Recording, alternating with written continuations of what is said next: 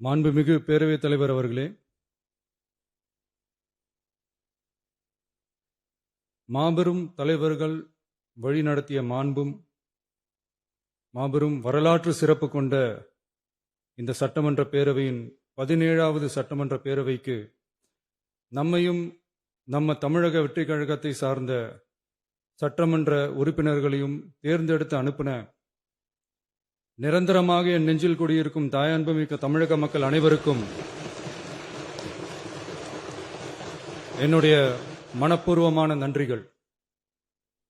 17வது சட்டமன்ற கூட்டத்தொடரின் முதல் ஆளுநர் உரையின் மீதான நன்றி தெரிவிக்கும் தீர்மானத்திற்கு பதிலுரை வழங்க வாய்ப்பளித்த மாண்புமிகு பேரவைத் தலைவருக்கு நம் வணக்கத்தை தெரிவித்துக் கொள்கிறோம். மாண்புமிகு பேரவைத் தலைவர் அவர்களே, இந்த 17வது மாமன்றத்தில் அதிகப்படியான 12 கட்சிகளை சேர்ந்த பிரதிநிதிகள் தேர்ந்தெடுக்கப்பட்டிருக்கும். நாம கொள்கை ரீதியாகவும் நிலைப்பாடு ரீதியாகவும் வேறுபட்டு இருந்தாலும் மக்கள் பணி செய்வதுதான் நம்ம எல்லாருக்கும் பிரைமரியா இருக்கிற ஒரே எய்ம். அந்த வகையில தான் நம்ம எல்லாருமே நம்ம மக்களால் அங்கீகரிக்கப்பட்டு சட்டமன்றத்திற்கு வந்திருக்கிறோம்.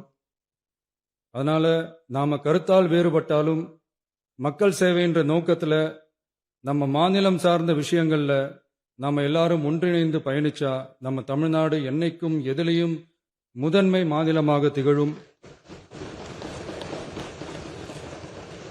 ஆளுநர் உரைக்கு நன்றி தெரிவிக்கும் தீர்மானத்தில் பேசின மாண்புமிகு உறுப்பினர்களுக்கு நன்றி.